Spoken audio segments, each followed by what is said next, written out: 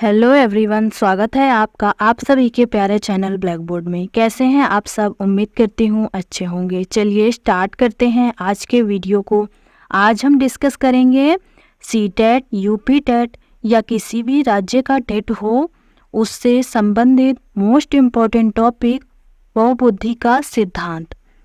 यह सिद्धांत बहुत ज़्यादा इम्पोर्टेंट है। आपने प्रैक्टिस सेट सॉल्व किया होगा तो पाया होगा ये वाला सिद्धांत कितना ज़्यादा पूछा जाता है। तो बहुत ही आसान ट्रिक के माध्यम से आज आपको मैं बहुबुद्धि का सिद्धांत समझाने वाली हूँ। तो वीडियो को अंत तक ज़रूर देखिएगा। चलिए बिना देरी के स्टार्ट करते हैं वीडियो को। बहुबुद्धि का सिद्धांत यानी मल्टीपल इंटेलिजेंस थ्योरी, इसके प्रतिपादक हैं हॉवर्ड गार्डनर। इसका प्रतिपादन इन्होंने 1983 में अपनी book frames of mind theories of multiple intelligence में 7 प्रकार की बुद्धि बताई थी।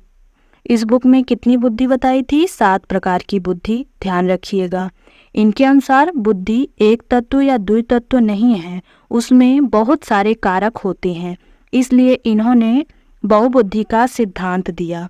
पहले इन्होंने 7 प्रकार की बुद्धि बताई, फिर उसके बाद 1998 में एक नया प्रकार बताया, वह हो गया 8वां प्रकार।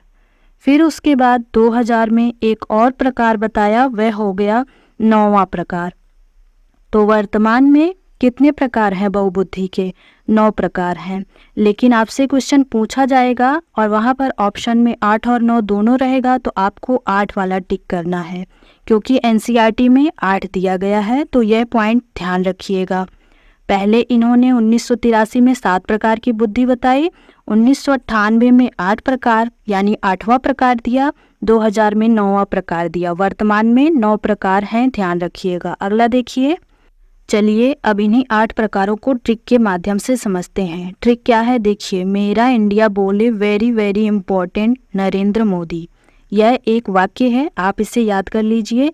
इससे आप 8 प्रकार अच्छे से समझ जाएंगे। देखिए, यम से हो गया म्यूजिकल यानी संगीतिक, आई से हो गया इंटरपर्सनल यानी अंतरवैयक्तिक, बी से हो गया बॉडली काइनेस्थेटिक यानी शारीरिक गतिविधि, वी से हो गया विजुअल या स्पेशल, यह हो गया स्थानिक। फिर एक और वी से हो गया वर्बल या लिंग्विस्टिक, यह हो गया भाषाई। आई से हो गया इंट्रापर्सन, यह हो गया अंतरावैयक्तिक। एन से हो गया नेचुरलिस्टिक यानी प्रकृतिवादी। यम से हो गया मैथमेटिकल या रीजनिंग यानी गणितीय या तार्किक बुद्धि। तो इस तरह आप 8 प्रकार को ट्रिक के माध्यम से आसानी से याद रख सकते हैं। चलिए अब इन्हीं 8 प्रकारों को थोड़ा विस्तार से समझते हैं। पहला है शाब्दिक भाषाई बुद्धि यानी वर्बल लिंग्विस्टिक इंटेलिजेंस। इसके माध्यम से शब्दों और भाषा का ज्ञान होता है। जिन व्यक्तियों में इनका विकास अधिक होगा वे वकील, कवि, पत्रकार, लेखक, गीतकार आदि बनते हैं। तो आपसे क्वेश्चन कैसे पूछा जाएगा? जो गीतकार या लेखक बनता है उसकी बुद्धि किस प्रकार की है? तो किस प्रकार की है? शाब्दिक भाषाई बुद्धि है। इस तरह एग्जाम में क्वेश्चन बनता है। अगला देखिए, तार्किक गणितीय बुद्धि यानी लॉजिकल मैथमेटिकल इंटेलिजेंस। इसमें तार्किक योग्यता, मैथ कैलकुलेशन अधिक होती है।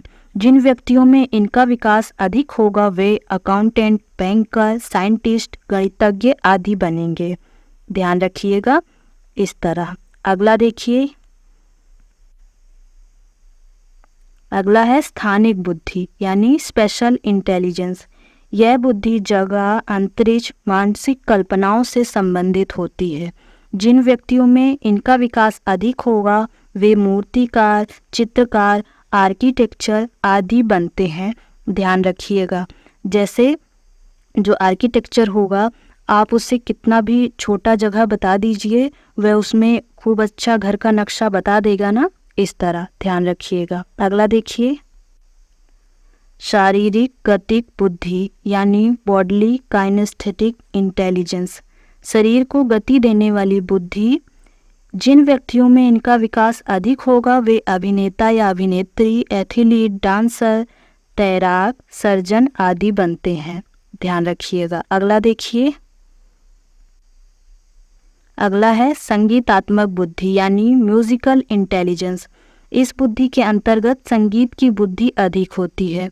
जिन व्यक्तियों में इनका विकास अधिक होगा वे सिंगर, एंटरटेनर, कंपोजर, इंस्ट्रूमेंट बजाएगा, ये सब बन जाते हैं। इंस्ट्रूमेंट जैसे तबला वादक हो गया, और सितार बजा लेगा, गिटार बजा लेगा, ढोल बजा लेगा, यानी संगीत से संबंधित जो इंस्ट्रूमेंट होंगे उसे बजा लेगा। इस तरह ध्यान रखिएगा। अगला देखिए, अगला जो है ये दोनों बहुत ज़्यादा कन्फ्यूज़न क्रिएट करते हैं और बहुत इम्पोर्टेंट भी हैं। कन्फ्यूजिंग है तो इसीलिए ज़्यादा एग्ज़ाम में पूछे भी जाते हैं। तो देखिए ध्यान से समझिएगा। अंतर्वैयक्तिक बुद्धि यानी इंटरपर्सनल इंटेलिजेंस, इसके द्वारा दूसरे व्यक्ति के साथ कैसे इंटरेक्ट किया जाए यह पता चलता है। जिन व्यक्तियों में इनका विकास अधिक होगा वे नेता, सामाजिक कार्यकर्ता, डॉक्टर आदि बनते हैं। आपने देखा होगा अभी हाल ही में चुनाव संपन्न हुए हैं, नेता लोग कितनी अच्छी अच्छी बातें बोलते थे ना, तो उनमें क्या है, अंतर्वैयक्तिक वाली बुद्धि अधिक है। ट्रिक देखिए याद रखने की, इसको दूसरे की भावनाओं को समझें। अंतर्वैयक्तिक यानी इंटरपर्सनल, दूसरे की भावनाओं को समझे। एक वाक्य याद रखेंगे तो आप भूलेंगे नहीं। अगला देखिए अंतरावैयक्तिक बुद्धि, इंट्रापर्सनल इंटेलिजेंस, इसके द्वारा खुद के साथ इंटरेक्ट किया जाता है। यहाँ पर दूसरों के साथ इंटरेक्ट किया जाता था और यहाँ पर खुद यानी स्वयं के साथ इंटरेक्ट किया जाता है। जिन व्यक्तियों में इसका विकास अधिक होगा वे योगी, संत, साधु बनते हैं। ट्रिक देखिए, खुद की भावनाओं को समझे। अंतरावैयक्तिक इंट्रापर्सनल, खुद की भावनाओं को समझे। अंतर्वैयक्तिक इंटरपर्सनल, दूसरे की भावनाओं को समझे। इस तरह आप ट्रिक के माध्यम से इजीली याद रख सकते हैं। अगला देखिए,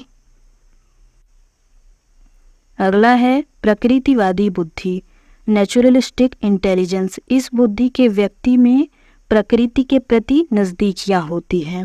जिन व्यक्तियों में इसका विकास अधिक होगा वे किसान बनते हैं। जब वे प्रकृति के नज़दीक होगा तो वह किसान ही बनेगा, ध्यान रखिएगा। अगला देखिए, अगला जो 9वीं बुद्धि इन्होंने बताई है वह है अस्तित्ववादी बुद्धि यानी एक्सटेंशियल इंटेलिजेंस। इस बुद्धि में व्यक्ति हर चीज़ के अस्तित्व के बारे में सोचता है, जैसे हम इस दुनिया में क्यों आए, भगवान कौन है। जिन व्यक्तियों में इनका विकास अधिक होगा वे दार्शनिक या चिंतनकार आदि बनते हैं। जो दार्शनिक होता है वह इसी तरह तो सोचता है ना कि हम इस दुनिया में क्यों आए, भगवान कौन है, कहाँ है, कैसे हैं, इस तरह का ध्यान रखिएगा। अगला देखिए, अगला है अभ्यास प्रश्न। अंतर्वैयक्तिक बुद्धि से तात्पर्य है, इनमें से कौन सा इसका सही आंसर होगा कमेंट सेक्शन में ज़रूर बताइएगा। वीडियो कैसे लगा यह भी बताइएगा। वीडियो पसंद आया तो वीडियो को लाइक कीजिए, अपने दोस्तों के साथ शेयर कीजिए और ऐसे ही इंटरेस्टिंग वीडियोस देखने के लिए चैनल को ज़रूर सब्सक्राइब कीजिए। Thank you friends.